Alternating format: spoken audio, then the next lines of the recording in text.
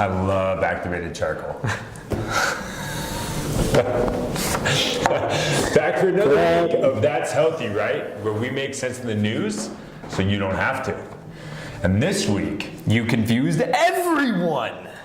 yes, because I was confused. And there's a few things in this week's episode that I need you to clarify. All right, why we are both wearing backwards hats? Because Yes. it's backwards hat day, slow-mo high five. Okay, so should I drink activated charcoal? Apparently it's a new trend. Hollywood's doing it, everyone's doing it. I saw it at Creation back in the day when I lived in Santa Monica, you lived in LA. They'd be like, hey, you want some charcoal? And I'd be like, what are we, grilling? What? Like, I'm Jewish, I don't believe in Santa Claus. I don't know why you gotta bring that up. Because you're a bad boy, you got charcoal, you got coal. Oh, yeah, I'm Jewish, I don't get that. Okay, it was often threatened in my house. Really? Did you Yeah. ever actually get charcoal then? No, my mom knew better than that. Right. Or maybe you were just always good. No, she knew better than that. Okay. 3 training habits you should quit immediately. Yep. When you add the immediately, it just changes the game. Because it's not just like maybe. There's importance to this episode. You should not go to the gym tomorrow unless you hear this first. And new research is out on artificial sweeteners. Are you terrified? Your Yeah. diet's like 70% artificial sweetener. It's true. You drink a lot Like the of human Diet Coke. body is mostly water, yours is mostly Diet Coke. It used to be Diet Coke. Now I'm on to like clear flavored waters, which still has the sweeteners in it though. And La Croix? Yeah, big time La Crux stand. La Crux. Yeah. And we have a viewer question from Jack Cunningham. Hey Jack. Yes. Jack, this whole episode's basically for you because everyone else can drop off and you want to stay till the end. Better stay, Jack. Okay, so we're gonna get right into it. Came across an article himself, and I happened to come across this same topic on multiple sources. It's popping up everywhere right now. But the activated charcoal trend, and the headline read that it's not just nonsense, it could actually hurt you. Oh no. Yeah, and I don't know if you've seen it, and we've talked and we've jumped into it a bunch before with cleanses. Right. And the idea that your body does not need a cleanse, whether it's a juice cleanse, this or that. This one I found very interesting though, primarily because it's charcoal. And outside of the grill, I don't know why you would ever purchase it. Apparently it's a big thing. And there's a few things that they said. The first is your liver breaks down toxins and impurities. True. Then your kidneys flush them out. True. Charcoal, okay, works in a completely different way by binding to drugs and poisons so they're never absorbed into your system. But charcoal can also bind to good things like vitamins, minerals, And cheesecake. and cheesecake and actually leave you worse off than you were before. Ooh. Also, if you take any medications while using activated charcoal, it's likely they won't fully absorb. That's bad. So, outside of the fact that in general, your liver and kidneys don't need to be cleansed, what are your thoughts on this whole activated charcoal trend? I mean, I always thought it was just a complete waste of time. Because it's probably money. charcoal and definitely money. It's just, some things are just stupid. Sometimes we are trying to solve problems that do not exist. It's that simple. Yeah. Like, it's not a problem that exists. Like, we don't need to cleanse our bodies from that stuff. And if you're worried about the toxins that you're putting in, just don't put the toxins in that often. Right. Like, no one's saying you can't drink alcohol or eat dessert or anything along those lines. The poison is always in the dose. And if you're poisoning yourself all the time, don't try and hack a fix. Just stop poisoning yourself all the time. Don't eat charcoal because turns out, oops, you're putting something in that just isn't going to work the way you want. And like, makes my mind go. So I knew about the binding to, like multivitamins, minerals, things like that. So, because it's not like the charcoal, the way that it would work was being selective. Like, oh, look at you, bad toxin. Look at you, good thing. I'm just going to soak up, this bad stuff. No, it is a very like slippery slope. But the medications, Yeah. that's a bad one. Like, I've got no idea, but who knows to what extent that works. Imagine someone taking birth control and they're taking activated charcoal at the same time. They just got real serious. That's just No, it's a good point though. It was something that dive into my personal life, but something that really did happen was both of these are actually happened, but recently got a colonoscopy and had to drink a bunch of that stuff, the Go Light or whatever it's called. it does not taste good. Does not taste good, cleans out your system. But I was in the emergency room, and the lady next to me came in and same procedure, she's about to go do the same thing. She made a comment to the doctor before she went back that was like, I would love to do this, although it's not fun. She made a comment that she wanted to do it once per year because she felt like it cleaned her system. Right. And the doctor was like, no, we highly, highly, highly do not recommend that because not only, you're cleaning out the bad stuff, but you're eliminating all of the good nutrients in your Flushes in your you out colon. completely. Yeah. Not And it's kind of the same thing. If you're gonna eliminate the medication and the vitamins and everything else in your system, it's definitely not worth it. Because I know our viewers are going to be concerned. Are you okay though? Oh yeah, I'm good. It was a family precaution. Had some concerns in my family, so just making sure I'm up to date. Turned 30, and that's what I got for my birthday. But if any of you want to tell Pat hey, we're glad that you're feeling good, just hit him up at Pat Denny. Patrick, I guess. It is. Yeah. Mom always preferred that. I like calling you Patrick too. Thanks, man.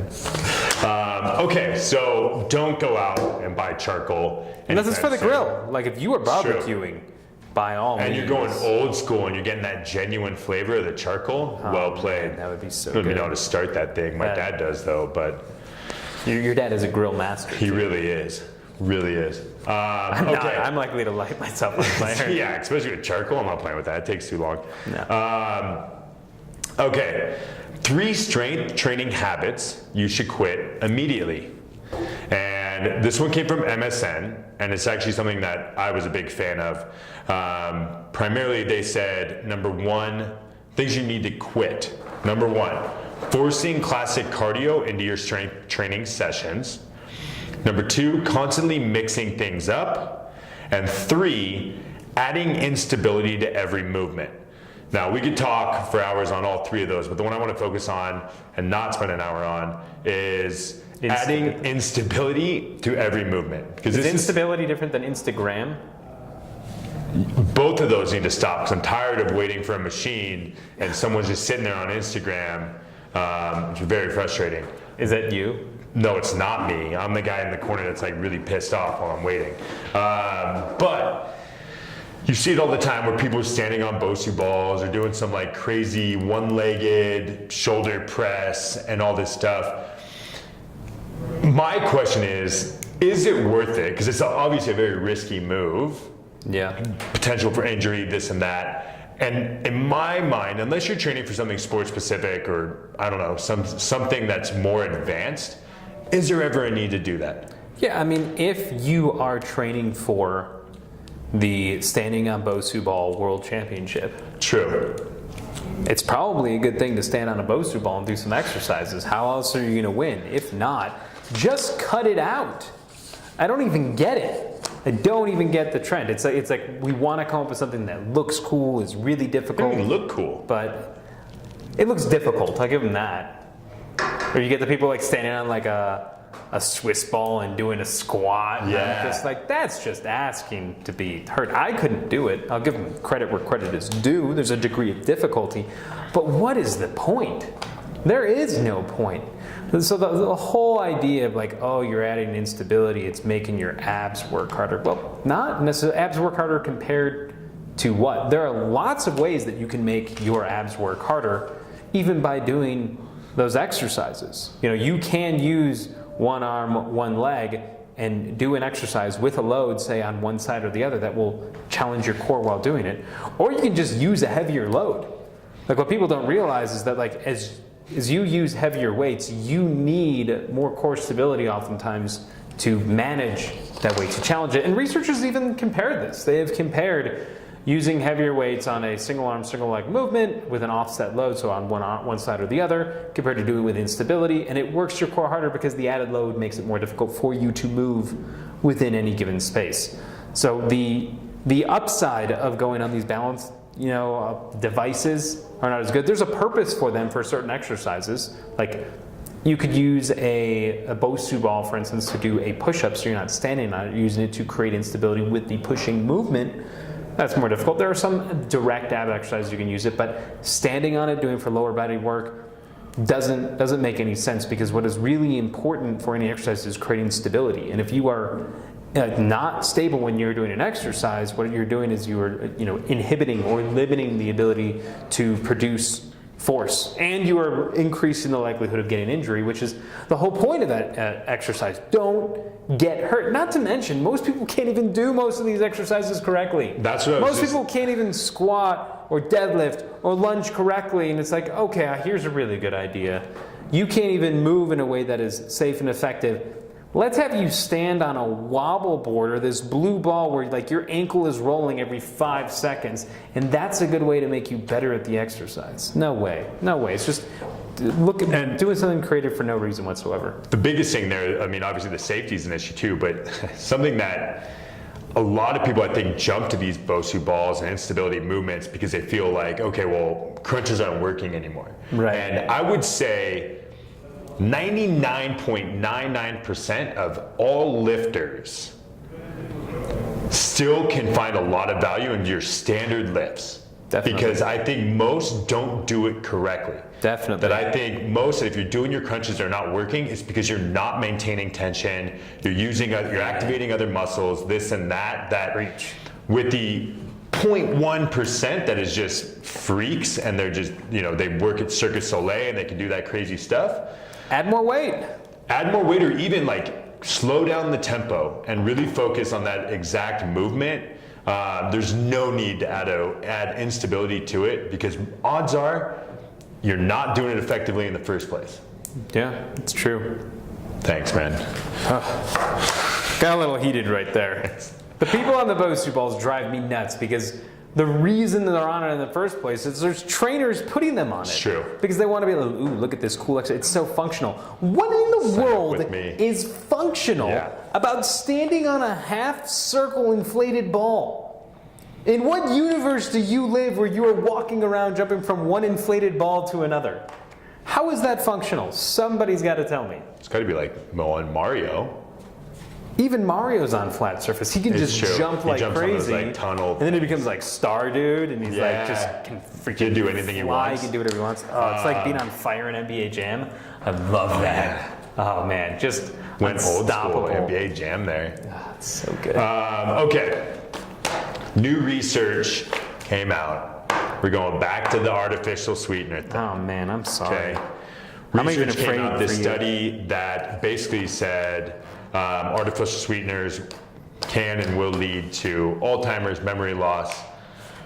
Before I go out, because you know how much I drink, artificial sweeteners. Not alcohol. I wanted to clarify that. Before I go out and buy a ton of journals and things, so I stop forgetting things. When was the last time you bought a journal? I bought that Panda planner, which I really don't even use. But is there any validity to this? Do I need to start worrying about the memory loss? No. So I was aware of that study. It's something that I went on a little mini rant on Facebook about, because it came out and they're like, listen, you are going to triple the likelihood of getting Alzheimer's and dementia if you're having artificial sweeteners. And it was just extremely irresponsible what the reporting of the study was, because what they did was, one, it's an association study, so it's not cause and effect. They were just looking at a whole bunch of people who had artificial sweeteners and looking for connections, links essentially, coincidences potentially, of these people who had artificial sweeteners and other diseases, problems, etc. And they found that there was this increase in dementia, Alzheimer's, etc., all that stuff. But what they didn't report is, when they talk about that like 3x, is that the general incidence of people who have this disease is 1%, and the potential likelihood of people was then 3%. So it's not like it was a sure thing. People are reading this like, oh my goodness, I'm going to have artificial sweeteners, and I'm now going to get Alzheimer's. That's not what they found whatsoever, and that's not even what they tested for, because there's no cause and effect that we can do. We're looking at survey data and looking for overall connections. So it's one of those things that maybe there is a link between them. A lot more research needs to be done to look at cause and effect, and it goes back to what we always say, like, if you're having some artificial sweeteners, a can or two of diet soda, there's nothing to say that this is going to make you fat or make you die earlier. It's good to be aware of these things. But science needs two things. It needs reliability and it needs validity. And for both of those, that means you need time to test and retest and set up specific studies that allow us to draw more informed information about things. If you are that concerned, you can obviously just remove it, but there's a lot of research that goes into artificial sweeteners, and we cannot definitively say that this will cause memory breakdown, Alzheimer's, dementia. We can't. But if you're concerned, go ahead and adjust accordingly, but the research just isn't at that point right now. So do your due diligence and kind of make the adjustment that you want, but don't freak out and panic, because it literally was not even a causation study. It was saying that, in this survey data, we found that people who drink artificial sweeteners had a 3% likelihood as opposed to a 1% likelihood. We say use number 3. Do you love that number? All right. Well, I'm going to stick to my Diet Coke, and that leads us. Would you ever go Diet Pepsi or no? Only if I had to. I'm at a restaurant and they don't have Diet Coke, I'll drink it. Otherwise, I don't really. What do you think it Diet is Pepsi. about the Diet Coke? Is it crisper? Is it sweeter? Or is it just the brand? Or are you just like a Coke guy? Okay. I just think Diet Pepsi is just kind of bland. Like it's not. It doesn't give me the kick I'm looking for. If you agree, you guys should definitely let Patrick know, and if you disagree, even let him know even more. Yeah, for sure. At Patrick Devaney. I'm trying so hard to get you followers and interaction. That's okay. Okay, this one's coming in from Jack Cunningham from Manhattan. I wonder if anyone calls him JC. Maybe. Kind of cool. Okay. So, and I love how he did this, but at first when I read this, I was confused. First off, love that's healthy, right? He's a big fan. Jack, I knew I liked you. But what he did was he put the question mark like we do in the show, without like any commas or quotations. So it really is like love that's healthy, right, as a question. When I read that, and I was like, is that a question or a statement? Right, but he was just like paying homage to the actual title. Really put the emphasis there. That's healthy. Right? Yeah. Second off, life gets complicated. It does, man. Fact. Truth. Fact. And you just end right there. Yes. Well, you're right, Jack. While trying to fit everything in your opinion, what is the one aspect you recommend having when trying to be healthy? Ooh. For example, sleep, exercise, nutrition, Panda Puffs. Did not include Panda Puffs, just sleep, exercise, nutrition. Okay. Wow, this might surprise some people, but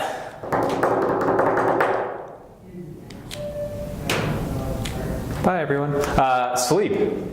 I would go. That's where you're going with that. I would go with sleep, and here's why. Sleep is going to affect both exercise and nutrition, as well as overall health. There are going to be times in life that if your nutrition is off, if your exercise is off, your overall health, your overall well-being, your functioning, your focus, your ability to fight off disease will not be compromised. That is actually a systematic breakdown. When you basically give the middle finger to your nutrition for a long period of time, or decide to not exercise, not move, not do anything for a long period of time, because we've talked about it. People can just walk. You can get your 10,000 plus steps in and like take care of yourself. You might not be building a lot of muscle or losing a ton of fat, but you would be taking care of your heart. Like those are like minimum effective dose things. When you screw yourself on the sleep side, it disrupts everything. It accelerates aging, it increases the likelihood of disease. It throws off your nutrition, so it plays with the chemicals, the hormones in your brain that will make you crave more bad foods and feel hungrier. So even if your nutrition is on point, if you are sleep deprived, you're gonna eat worse foods and feel hungry all the time. It's like a bottomless pit. It's also gonna affect your exercise. It's gonna lower your training intensity, it's gonna make you more fatigued, it's gonna leave you more susceptible to just not getting the maximum benefits of your exercise, because also it's going to affect hormone levels. For men, it lowers growth hormone, lowers testosterone. That's effective and important for women too. So when you do not sleep at night, you disrupt the entire system. So many diseases are associated with or increase the likelihood when you just refuse to sleep, because we talk about all the processes that occur during sleep. There are more chemical processes that occur during sleep than almost like anything. And a big one, autophagy, which is fighting the aging process. It's cellular cleansing. That's your greatest likelihood to do it. That's what keeps you feeling young, and your mitochondria, the power plants of the body, functioning well. So if you screw sleep, it has the highest upside for bad potential, and it's almost immediate. You start not sleeping a lot, a couple nights in a row, and this comes from a person who violated this all the time and put my own health at risk. It has the biggest risk of the potential problems you're going to create, whereas because life does happen, if you can't exercise, if you can't eat well, if it happens for a short period of time, you're going to be okay. You don't want to, say, not take care of your diet for a year or longer. That's what happens to people, or not exercise for long periods of time. But you have to prioritize something when life is going on, because that's the scenario. All three of these things are important. Diet is important, exercise is important, sleep is important. But if you have to prioritize something during times of chaos, during times where time is short, go with sleep, because that's the one where you have the most to lose if you don't get it. It'd be so hard for me. I know. I would naturally just be if I don't go to the gym, that's kind of my anchor. You would just stop day. Sleeping. Yeah, I would definitely prioritize the workout, not because of a goal I'm trying to achieve. I just enjoy it so much that if I don't have it, I feel like I'm just sluggish all day. And you know me, I love workouts, and these days, especially with the interim little one, sometimes my workouts are 10-15 minutes, and I do whatever I can to get that in. But look at it this way. So I love gambling, if it was legal, of course. And what it comes down to is, when you gamble, you always have to think before you place down any money, or for me, what I think is what can I afford to lose? Right. I assume the loss. So when I look at when time is short, what can I afford to lose? I don't want to miss my workout. I don't want to eat like crap, because I know both of those things make me feel good, but I know that if I don't work out, it's not like my muscles disappear and I'm suddenly going to become fat. I know if I eat a little bit worse than I'd want to, it's not like I'm suddenly becoming fat overnight, because 1 meal, 2 meals, a couple days of bad meals don't suddenly turn you fat, just like a couple good workouts don't make you healthy. We make that correlate all the time, but a couple nights of bad sleep can instantly make you sick for a long period of time, which means suddenly what you thought was just going to be a couple days or maybe a week being off can be thrown off completely, because if you are sick, if you have a breakdown, or if there are longer term consequences, you have much more to potentially lose as a consequence of not sleeping, as opposed to a consequence of not exercising or not eating as well as you'd like. I definitely get much more of a high from working out or eating well, but that's more of the short term, and it's not looking at the risk. Well, but thank you, Jack. Yeah. JC, appreciate that one. Maybe they will now. Anyways, that wraps up another episode of That's Healthy Right, and we will be back next week to clarify some more news for you. Can't wait, man. Can't wait. Thanks, guys.